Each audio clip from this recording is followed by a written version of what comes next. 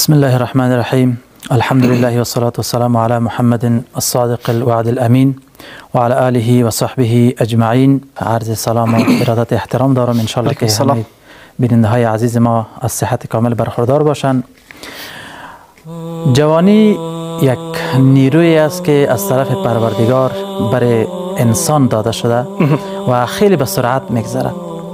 جوانی قدرتی هست، قوتی هست که پروردگار جل عظمته به بنده های خود به عنوان یک هبه، به عنوان یک هدیه داده و در اسرع وقت از پیش انسان میگذره.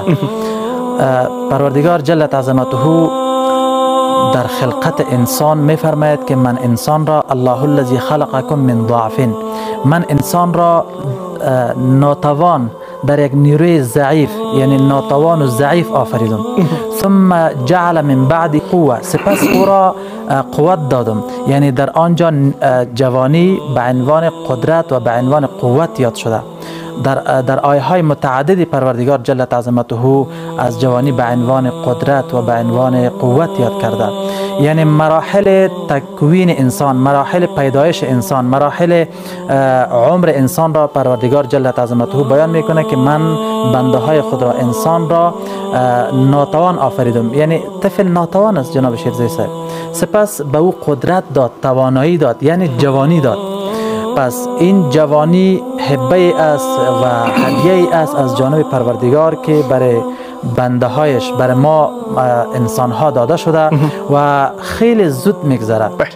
و خوبی است که ما از جوانی به وجه احسن و به طریقه خوب استفاده کنیم. جوانی نیرویی هست که دوباره برگشت نداره. جوانی نیرویی هست، انرژی هست، منبعی هست در حیات انسان که میتونه از این منبع مثل روشنی خورشید، مثل روشنی چراغ واره استفاده کنه. و اگر استفاده نکنه خیلی زودگذر هست. وقتی که از پیش ما گذشت، باز در آیه خداوند جل عظمته باز میفرماید که این را ما از جوانی، از آن نیرو و توانایی و قدرت و قوتی که داره، باز این را به مرحله پیری و به مرحله ناتوانی میبرم. پس قبل از اینکه ما به مرحله پیری و ناتوانی برسیم، ما از جوانی خود باید به طریقه خوب استفاده بکنیم.